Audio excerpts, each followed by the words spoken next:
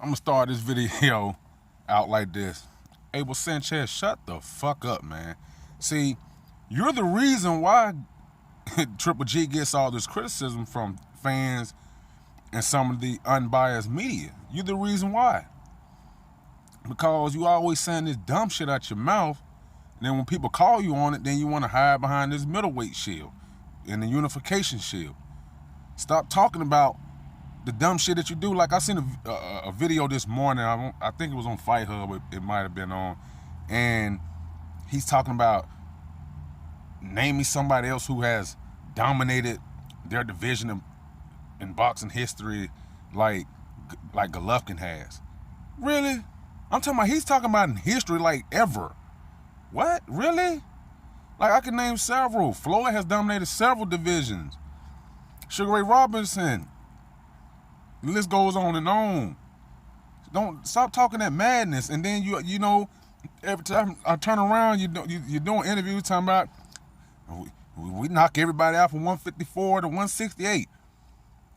And then when a guy at 168 say, okay, then James DeGale say, let's get it. Oh, you got an excuse. Andre What's okay, let's get it. Oh, we're trying to unify at 160. Well, stop talking about 168.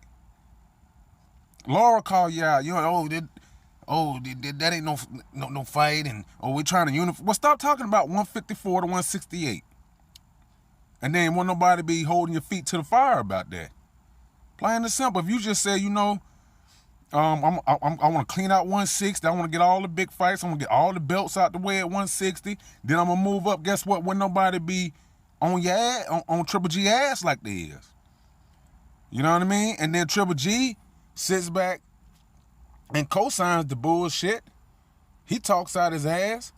You know, he contradicts himself like, oh, Brooke is too small. He just trash talking. Blah, blah, blah, blah. Oh, Canelo's a disgrace, fighting a small guy when he fought Khan. But then he turns around the next damn fight and do the same damn shit. You know? And people are making excuses for him, man. You got to hold these guys accountable, man. I hold myself as a fighter accountable. Anything I say, I stand by it firm. And everybody need to hold fighters to that standard, regardless if it's a fighter that you like. You got to be able to separate, you know, your affection for a fighter from what's real. You got to be able to call out your favorite fighter and just keep it 100. You know what I mean? Or else you're just gonna be a hypocrite and nobody's gonna respect any of your opinions. Because they're gonna say, "Hey, you only have those feelings and thoughts about a fighter when it's not your fighter. But when it is your fighter, then you make excuses for it." You know, like I've always said, I've never, you know, say, "Oh, Triple G's not a great fighter." I say he's overrated. I never say he's not a great fighter. I keep it 100, even if I'm not a fan of that fighter. I'm not a fan of Canelo like that either, but Canelo's a very talented fighter.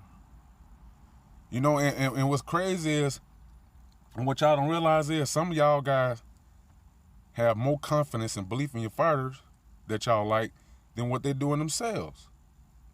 And so, and like Abel Sanchez, man, he always talking all this and that, but he'll never put up.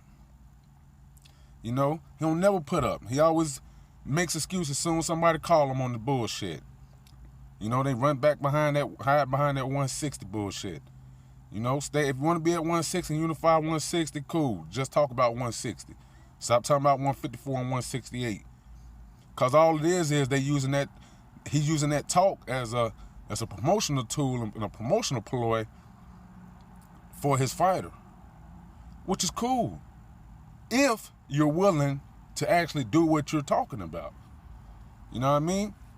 You know, like even with the Canelo and Golovkin situation. You know, when it first happened, the situation was going on. When it first happened, I was like, you know, I said Canelo on some bitch shit trying to fight for the title at 155. You know, middleweight is 160. You can weigh 155, but you can't make me weigh 155 if I'm middleweight. I can weigh 160. But then I thought about it, and I changed my opinion on it very quickly because I'm holding him to the standard that he said, Golovkin said, and his trainer and his team said of, we knock anybody off 154 to 168. And when he said, when Abel Sanchez said, oh, well, we'll only go to 54 or 168 for a big fight. And then I'm like, okay, well, now that Floyd's out the game, what's a bigger fight than Canelo? He didn't tell you to come to 54, he said come to 55, so you should have been able to accommodate them and went to 155 because that's a big fight. And then, now the new excuse he got is there is no big fights at 168. So Andre Durrell versus Golovkin wouldn't be a big fight with their amateur history, with them being 1-1 against each other in the amateurs. They could use that to sell the fight and say, hey, they split in the amateurs. Hey, this is the third fight to determine who's the best between the two in the pros. That's a selling point. You know what I mean? A fight with James DeGale is a big fight. That'll do big numbers in the UK. That'll do big numbers in the States. That gate'll do good in the States. I mean, cause James DeGale do good gates in the States, and he's not even from here. Al Hamm is building them up in the States. So let's stop with all the bullshit, Abel. Because you're making your fighter look bad when you keep saying these statements and then you're not willing to back it up. You know what I'm saying? And my dad always told me, a man ain't shit without his word, and a man stand by his word. So, if you ain't willing to stand by your word as a man, you ain't shit, Abel. You know what I'm saying? And let's be real. You're overrated as a trainer. You know what I'm saying? You lucked up on Triple G. And with the skill that he already had, you couldn't fuck that up. You know what I'm saying? But other than outside of Triple G and Terry Norris, who the fuck have you trained that done anything of note? Anything of significance? Nobody. And you walk around trash Andre Ward and other great fighters. You see him wanting to fight welterweights, wanting to fight Pacquiao and fucking Mayweather and shit. Come on. Hey, Floyd gave you the chance. What'd he tell you? Fight Andre Ward, beat Andre Ward, and I'll fight you. And you still ain't done that because you don't want that work with Andre Ward. Golovkin don't want that work with Andre Ward. He said as much. He said he wasn't ready for that work. He said that on camera. So fuck all you Triple G fans who don't believe that he's scared of Ward. He already basically said as much when he said he don't want that work, because any man that says he don't want that work with a man and that a man is too much for him, something wrong with that, because I never say a man can beat my ass. He got to do it first. You got to do it. So stop with all the nonsense, man, and focus on what it is that you're trying to get done, and stop talking about what weights you'll fight at when you won't fight at the weights. All right? And fans, you need to start holding these fighters accountable and make them do as they say they'll do. If he say he'll fight at 54 to 68, don't make excuses when Laura call him out. Talking about, oh, well, he just moves around. It ain't. Listen, let me tell y'all something else too. It's no fighter's job to stand in front of a guy and let a guy hit him in the face. It's my job to hit and not get hit. You understand? Hit and not get hit. That's what it's called, boxing. It's not called fighting. I've always been trained, you don't get into a fight unless you have to. And what that means is, if all else fails, none of my game plans is working, and I got to make it a dog fight, then damn it, that's what I do to try to get that victory. But if I'm winning and being successful by doing what it is that I'm doing, what the hell I need to do something different for?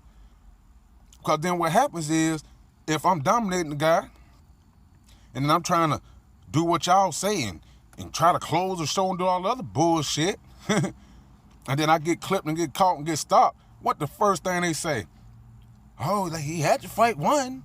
He got reckless and he was trying to go for the kill and he got caught, because that's what happens a lot of times. You go for the kill, sometimes you get knocked out.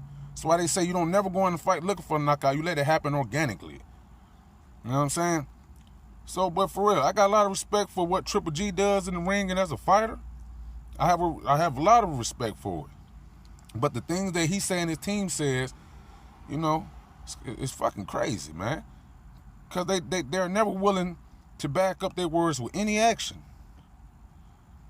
You know, anybody got a problem with what I said in the criticism of what I said in this video, hit me up in the comment section. We can chop it up. There's I Am King Irvin. Shout out to the LDBC. Holla.